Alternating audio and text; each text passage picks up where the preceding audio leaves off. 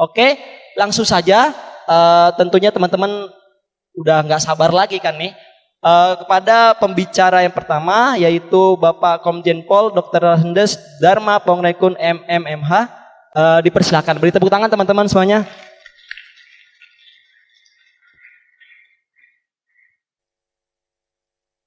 Assalamualaikum warahmatullahi wabarakatuh.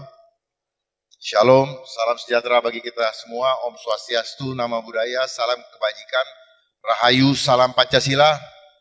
Hidup mahasiswa. Hidup mahasiswa. Hidup mahasiswa. Bangsa ini akan menjadi besar apabila kita memiliki mahasiswa-mahasiswa yang punya kepribadian unggul. Tepuk tangan untuk mahasiswa dong. Kan saya ngomongin mahasiswa, harusnya mahasiswa bangga dengan diri. Jadi kalau saya lihat tadi, rasa bangga itu belum terbangun. Terus saya masih lihat di sini yang pakai masker. Sorry. Saya mau tanya, ada apa ya dengan masker? Bisa ada yang jelaskan? Bisa ada yang jelaskan? Jangan melakukan sesuatu tanpa memahami alasannya kenapa. Dan pahami alasan itu dengan benar. Bukan seperti tadi yang disampaikan oleh Biva, ikut-ikutan. Kalau orang mengatakan ini karena zaman ini adalah zaman post-truth, di mana kebenaran sedang disembunyikan. Saya ngomong begini tetap aja main handphone. Kita sekarang bicara digitalisasi. Baik, saya intermezzo saja. Tujuan saya apa? Mengencourage. Saya hadir di sini karena saya ingin berbagi dengan adik-adik mahasiswa untuk menjadi generasi penerus bangsa yang tidak asal punya ijazah dan gelar kesarjanaan. Tetapi nanti ketika turun ke marketplace, adik-adik tidak bisa berkarya dengan benar. Hanya membanggakan ijazahnya, sarjananya, tetapi setelah itu menangis. Tanya, ada koneksi enggak untuk dapat pekerjaan? Ya, bener nih. Kalau yang perempuan belajar masak, yang laki belajar macul. Karena belum tentu ijazahmu bisa dipakai. Apalagi di era digitalisasi, mereka tidak akan tanya, mana ijazahmu? Percaya sama saya. Ini akan terjadi dan adik-adik persiapkan diri untuk bisa melawan depresi atau stres akibat tidak sesuai dengan harapan. Digitalisasi ada karena ada revolusi industri 4.0. Revolusi industri 4.0 adalah bentuk daripada kata lain daripada rekayasa kehidupan. Pertanyaan saya, kenapa bangsa ini harus mengikuti keinginan internasional untuk mengikuti revolusi industri 4.0?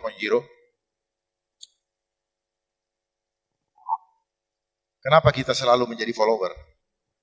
Kenapa kita tidak menyuruh dunia internasional untuk mengikuti bangsa kita? Ada revolusi industri 1.0, 2.0, dan 3.0, dan sekarang 4.0, dan sedang menuju ke 5.0 dalam pengembangan. Kenapa? Kenapa kita ilmu selalu harus ngikut dari mereka? Tidak punya kemampuankah kita untuk membuat suatu teknologi sendiri? Saya dengan tegas menyatakan kita sangat mampu. Pertanyaannya, kita sudah selama ini dibuat menjadi follower. Kata lain dari follower adalah budak. Kita budak, cuman kita diberikan kebanggaan. Seolah-olah dengan jabatan, pangkat, dengan gelar yang kita terima, kita adalah orang pin. Padahal, apa Mbak? Bodoh. Bukan bodoh. Dungu. Kalau Pak Rocky Gerung suka bilang, Dungu, setelah saya dalami ternyata benar. Saya juga termasuk orang yang didungu-dunguin. Sama yang membuat ilmu ini. Baik, saya akan mulai apa yang saya siapkan sejak seminggu lalu. Kalau tadi temanya di sini adalah apa temanya ya? Mengatasi cybercrime di kalangan masyarakat, maka saya tidak akan langsung membahas itu karena mengatasi cybercrime di tengah-tengah di kalangan masyarakat itu adalah dampak yang sudah direncanakan oleh si pembuat cyberspace atau dunia maya ini. Jadi apa yang dipaparkan oleh Mbak tadi sebenarnya hanyalah menjalankan SOP dari mereka yang membuat cyber ini. Tidak ada sesuatu yang harus menjadi inspiratif, tetapi karena mereka yang mempunyai ruang media ini, maka mereka dianggap sebagai tokoh-tokoh inspiratif. Saya kenal mereka-mereka itu. Siapa mereka-mereka itu saya tahu. Kenapa mereka-mereka itu terkenal? Karena ada sponsor atau ada sutradara di balik itu. Yang membuat mereka bisa dikenal. Dan banyak di negeri ini pun yang hidupnya seperti itu. Sekarang bermunculan yang disebut dengan crazy rich. Gak jelas dari mana tiba-tiba crazy. Benar-benar crazy. Kita pun yang lihat dibikin crazy. Dan kita juga ingin ikut-ikutan menjadi crazy.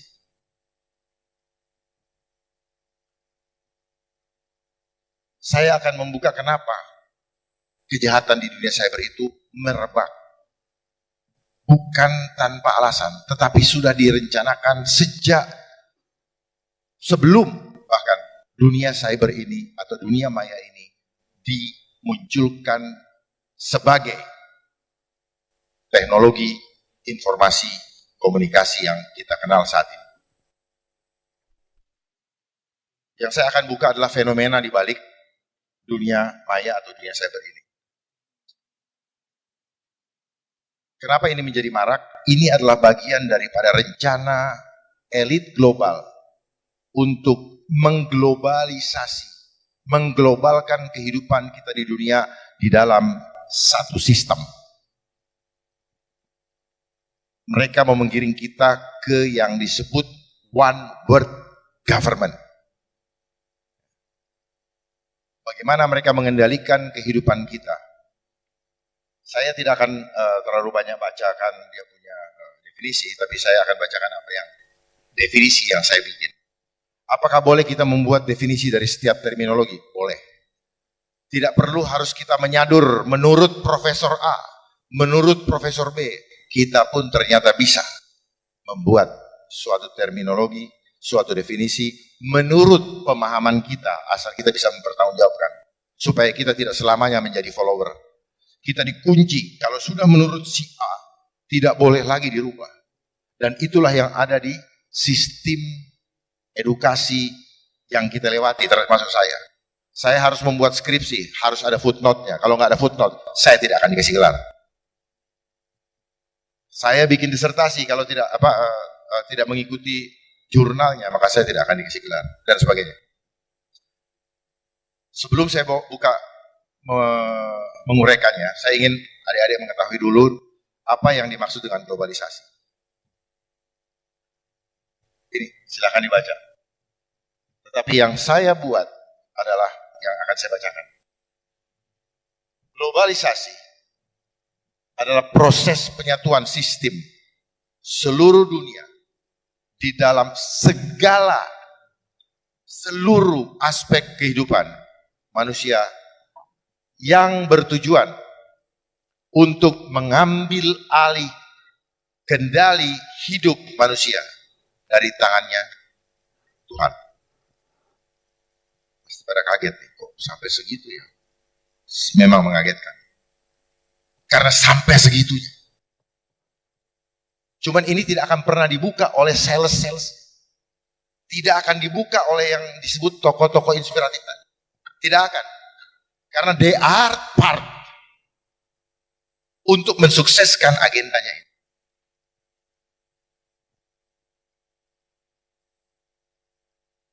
dari kendali Tuhan. Jadi mengambil alih kehidupan manusia dari kendali Tuhan agar dapat dikendalikan secara total dengan menggunakan teknologi digital. Kemudian apa yang dimaksud dengan digitalisasi? Digitalisasi menurut pendapat saya adalah suatu sistem yang memproses seluruh data dari aktivitas kehidupan manusia dan barang secara otomatisasi menggunakan artificial intelligence dalam seluruh aspek kehidupan yang terhubung dengan teknologi, komunikasi dan informasi. Itu yang disebut dengan digitalisasi. Perangkat yang digunakan sudah jelas komputer, cellular phone, internet, pulsa, dan big data. Cara kerjanya semua bentuk informasi, teks, data, gambar, suara, dan bahkan DNA. Yang diubah menjadi kode biner tunggal. Biner tunggal itu 01 atau double, disebut double.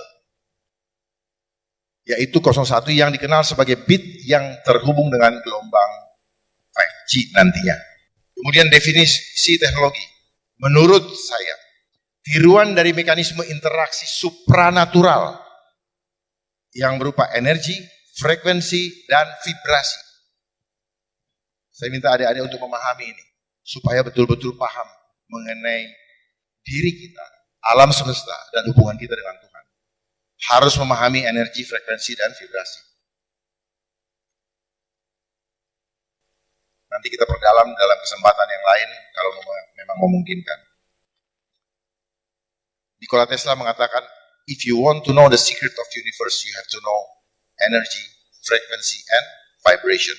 Nah, dunia cyber, dunia digitalisasi, dia memainkan energi, frekuensi, dan vibrasi. Mereka memainkan itu. Tidak terlihat mata, tetapi dia eksis. Itulah yang membuat orang, sakau.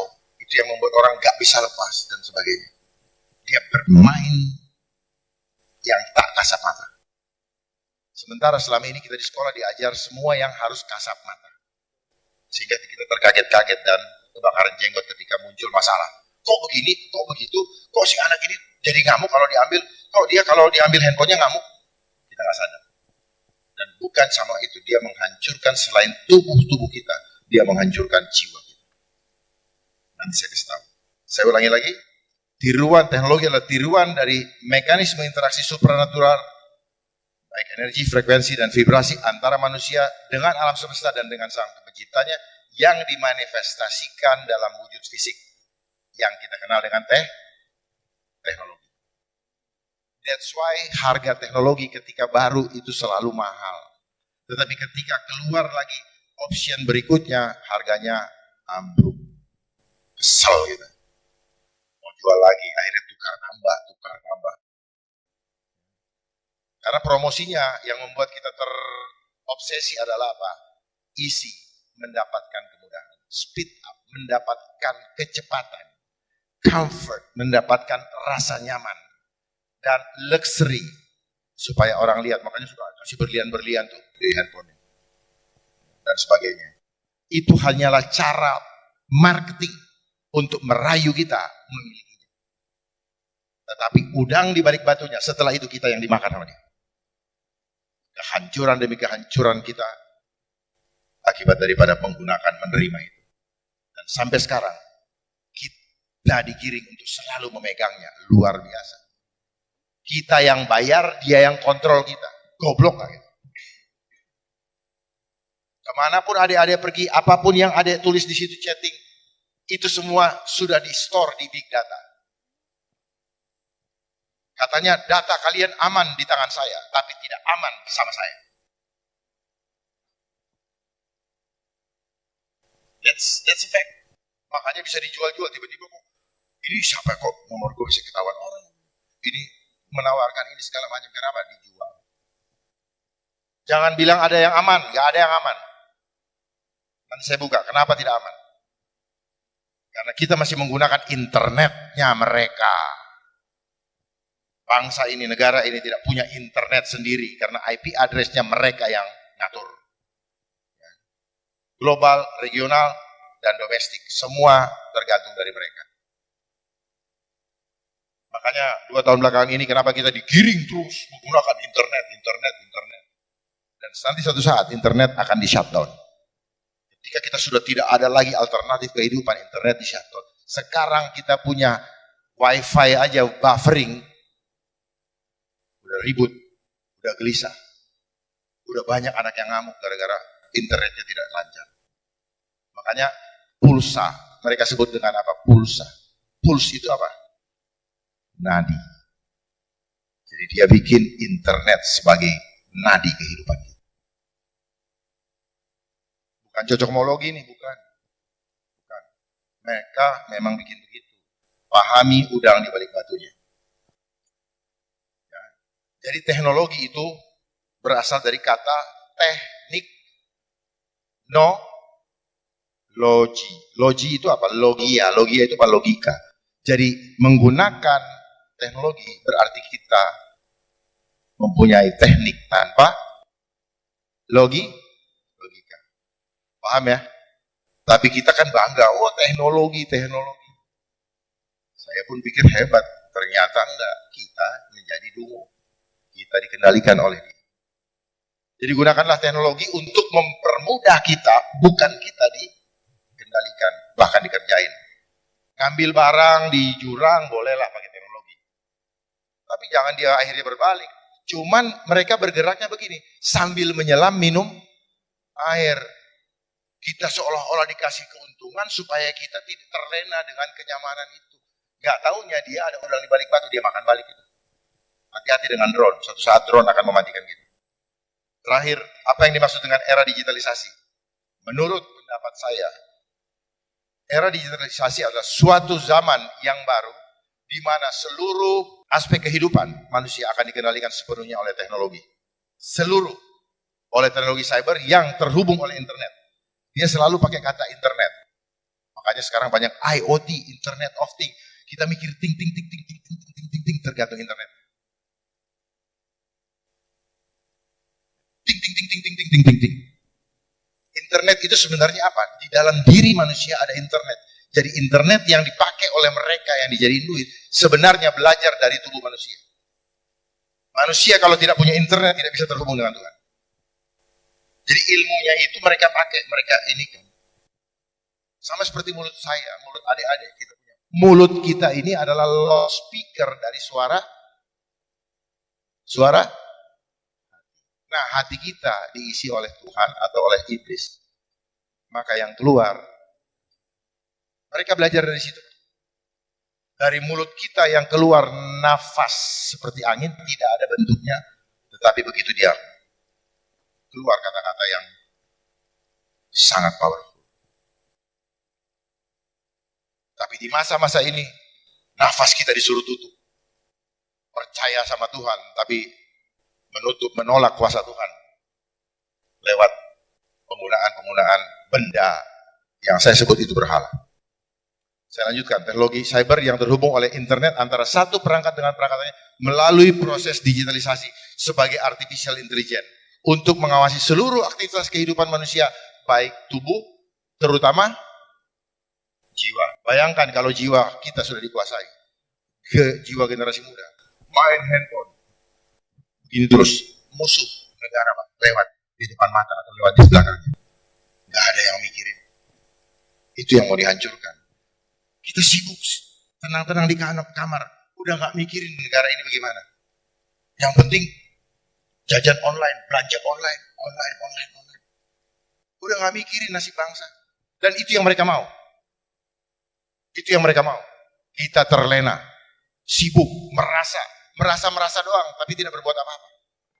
Akhirnya cuma kesel lah ini, bahkan ada yang dibully, mati, bunuh diri dan sebagainya. Kenapa? Kita tidak menganggap bahwa kita adalah orang-orang yang berharga atau mulia di mata Allah. Nah, saya masuk ke dalam gambaran secara utuh. Perhatikan baik-baik. Globalisasi ini adalah, saya sebut apa? Dunia tanpa batas, tetapi dibatasi di ruang internet. Karena kita masuk era globalisasi, kita nggak keluar negeri, hanya lewat internet saja dan dia batasi betul. Internet. Jadi rahasia kenapa saya bilang tadi, tidak ada yang aman sepanjang negara tidak menggunakan internetnya sendiri. Karena internet itu filosofinya internal, jalurnya internal, net jaring. Jadi kalau kita masuk jalurnya mereka, maka semua data kita terjaring. Gak ada yang lolos. Kalau ada yang promosikan ini barang aman-aman, bohong. Buktinya banyak yang bocor, datang Biorka semua, gak ada yang tanggung jawab. Yang bertanggung jawab siapa? Vendor. Mana gak ada yang tanggung jawab. Semua demi cuan. Kita semua digiring untuk jadi cuan, head on. Ego. Semua seperti itu. Jadi globalisasi itu adalah sistem. Sistemnya apa nanti? Digitalisasi. Di bawah, di atas globalisasi itu adalah suprasistem yang saya sebut dengan life engineering. Jangan cari di Google. Di Google tidak ada. Di Google itu adanya social engineering. Jadi dia kaburkan dulu. Ada hal penting. Kenapa? Kita pribadi yang punya hubungan dengan Tuhan di engineering dulu oleh dia. Karena kita punya tanggung jawab pribadi demi pribadi kepada Tuhan. Ini yang dibutuhkan oleh sistem ini. Karena ini sistem adalah sistem Dajjal. Ini sistem Dajjal. Dia butuh jiwa kita, dia kuasai. Setelah kita dikuasai, orang-orang yang dikuasai akan berkumpul dalam kelompoknya. Makanya dibilang social engineering. Makanya akan mudah mempolarisasi suatu bangsa dengan apa? Dengan ini. Sayang kalau tidak disadari ini. Nah, mereka punya subsistem lewat programnya apa? Money, power, control population. Money, dia sudah kuasai sistem moneter seluruh dunia.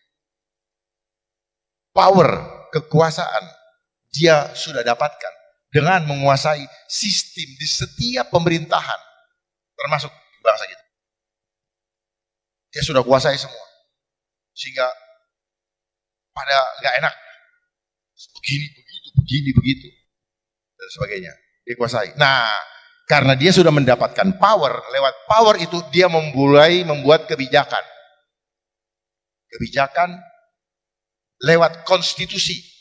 Supaya sistemnya jalan. Supaya bisa mengontrol. Dan kita semua dipaksa oleh aturan itu untuk mengikuti sebagai bagian daripada kontrol. Pak Bifa paham. Jadi dia sudah dapat di mana power control population. Kenapa power dia dapatkan? Karena kita dikendalikan oleh permainan hutang. Kalau tidak kita nanti di-ban. Kita di-ban, kita di apa namanya itu? Embargo dan sebagainya. Ini penting dikuasai ya oleh adik-adik. Yang tadi hanya definisi yang saya indikan aja. Nah, setelah itu kontrol populasi apa? Bukan jumlah saja, tapi kehidupan kita. Nah, sekarang kita ada dalam era program ketiga, terakhir. Control population. Makanya digitalisasi adalah endgame. Endgame. Karena kemana-mana tidak bisa orang membeli atau menjual, berbelanja atau kemanapun juga kalau tidak mempunyai aplikasi. Dan aplikasi itu akan dibuat dengan barcode yang kotak, ya. Di bawahnya ada kotak kecil, di tengah, di kiri atas ada kotak kecil, dan di kanan atas ada kotak kecil. Itu angkanya 666. Dan di tengahnya ada bulatan itu mata satu. Itu namanya the eye of Horus. Ya, supaya paham nih, jangan hanya jadi pengguna. Supaya nanti tidak menyesal kalau terjadi hal-hal yang di luar ekspektasi kita. Nah, strategi mereka itu terstruktur, sistematis, dan masif. Organisasinya global. Global itu dimainkan oleh United Nations. Bekerja sama dengan World Economic Forum. Karena dimulai dengan apa?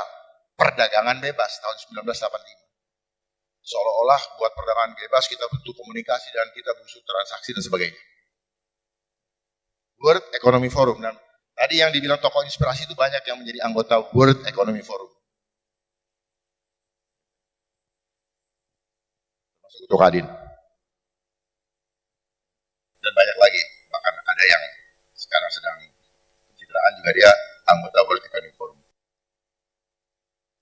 Terus non-government organization. Mereka masuk lebih seperti macam Greenpeace, binatang liar, pelestarian dan sebagainya. Dan termanifestasi di bangsa kita juga seperti adanya LSM. Masuk lewat situ pelan-pelan. Bahkan ada yang namanya banyak watch kan. Indonesia Police Watch, apa semua. Dari sana mereka mulai dari Human Rights Watch. Ya. Itu Human Rights Watch. Tadinya ad hoc, lama-lama jadi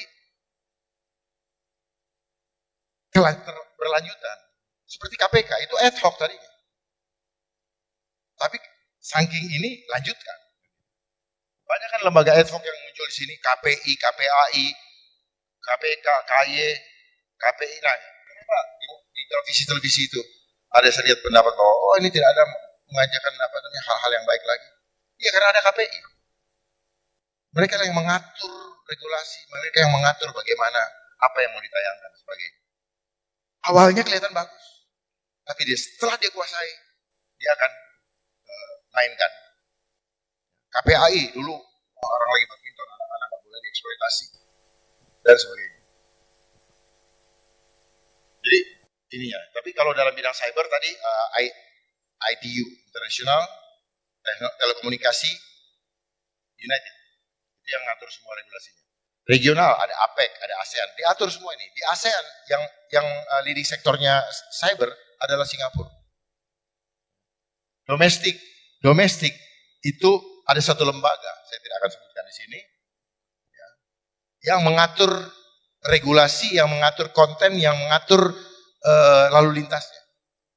Ya, yang mengatur itu. Nah, harusnya namanya itu jangan, saya sampaikan aja.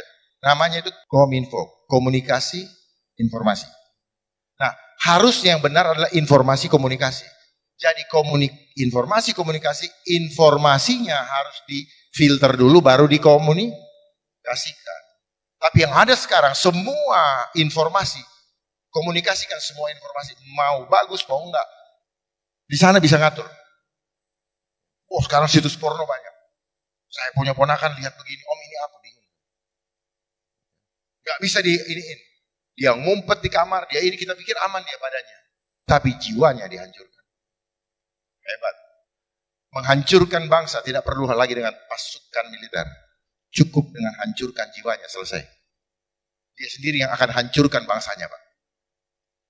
Adik-adik, perhatikan ini. Apalagi mungkin ada yang sudah sebentar lagi mau nikah. Hati-hati dengan anak-anak.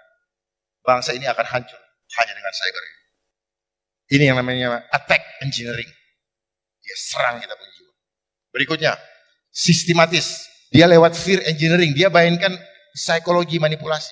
Dibikin takut kita. Takut nggak keren, takut nggak in, takut, dan sebagainya. Akhirnya apa? Kita mengikuti tren. Tren yang tidak benar. Jadilah hedon. Ya. Unsocialized. Ya. Terus, fear engineering lewat apa? Intelligent engineering. Dari mana? Google. Semua otak kita apa kata Google. Itu namanya intelligent engineering. Conflict engineering. Behavior engineering. Cyber law engineering. Nih, adanya undang-undang ITE itu mendahului perbuatan yang akan terjadi. Udah disiapin dulu dia punya net. Dia punya jaring. Jadi mereka udah tahu. Mereka juga yang bikin. Attack engineering, wah ada terorisme, ada trade, ada virus, ada food and beverage, ada medicine, drug, hoax. Oh, banyak yang ngomong tangkal hoax ya, kagak bisa. Kenapa? Oh, yang bikin saya.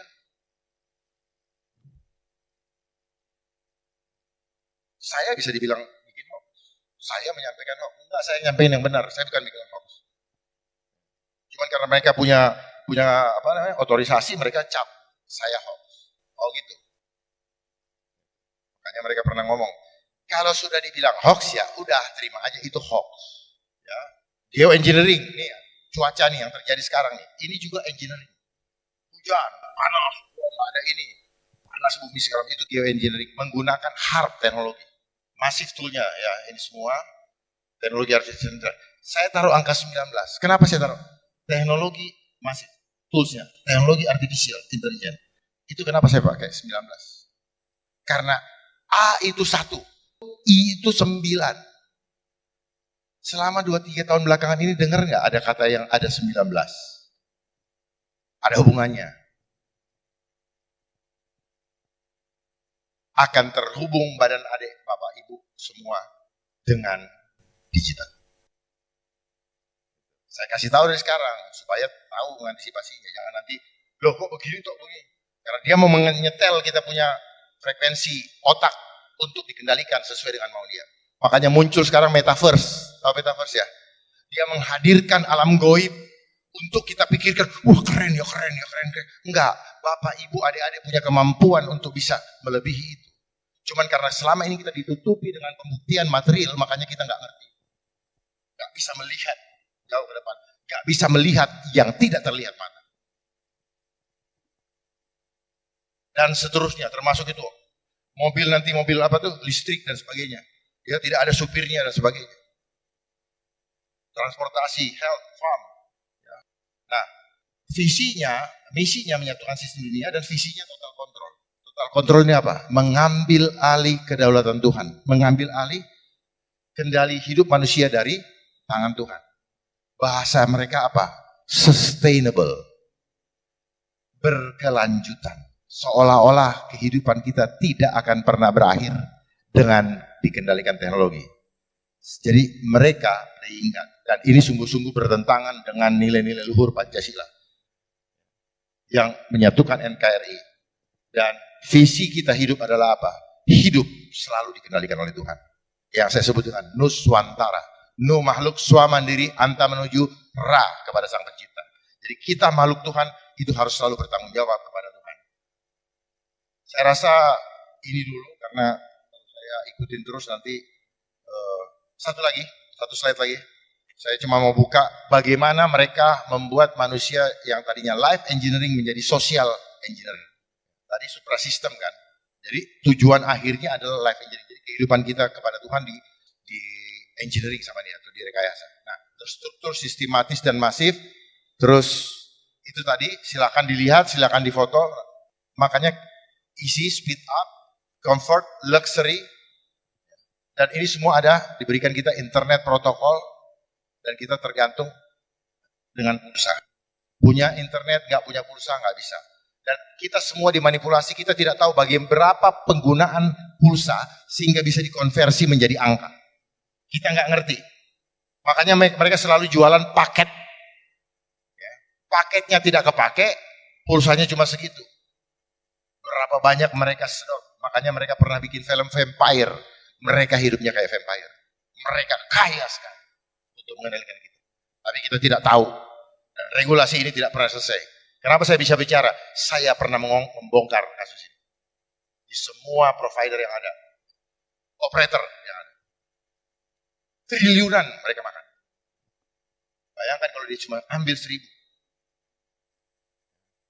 Dulu waktu masih kartu, ya pulsa digosok-gosok ini. Kita beli 100.000, isinya 60.000, siapa yang tahu? Ini cuma main di tulisan aja. Sama seperti kita beli obat vitamin C di apotek. Kita cuma beli bungkusnya doang, isinya nggak tahu. Dia hanya pakai essence.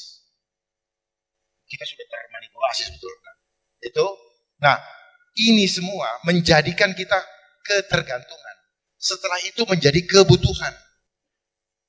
Kenapa menjadi sekarang ini? Karena dibikin ketergantungan. Setelah ketergantungan, ya butuh nyari terus. Seperti itu. Awalnya dikasih dulu. Ya. Yang membuat adik-adik kecanduan dengan handphone itu apa? Ada blue screen-nya. Blue screen ini seperti membuat kita tuh selalu caang. Selalu terang seperti tidak pernah gelap. Penyakitnya disebut SDD, Screen Dependency Disorder. SDD, ya, itu sudah diteliti oleh WHO sendiri. Dan ini menyebabkan kanker. SDD itu apa? Pengennya udah lelah, tapi apalagi scroll sampai tidur, scroll nggak tahu apa di scroll. Siapa yang pernah begitu? Saya pernah. Karena nggak mau ngaku kan kalau gitu. Karena pelajarannya nggak ada pelajaran kalau ngaku itu keren.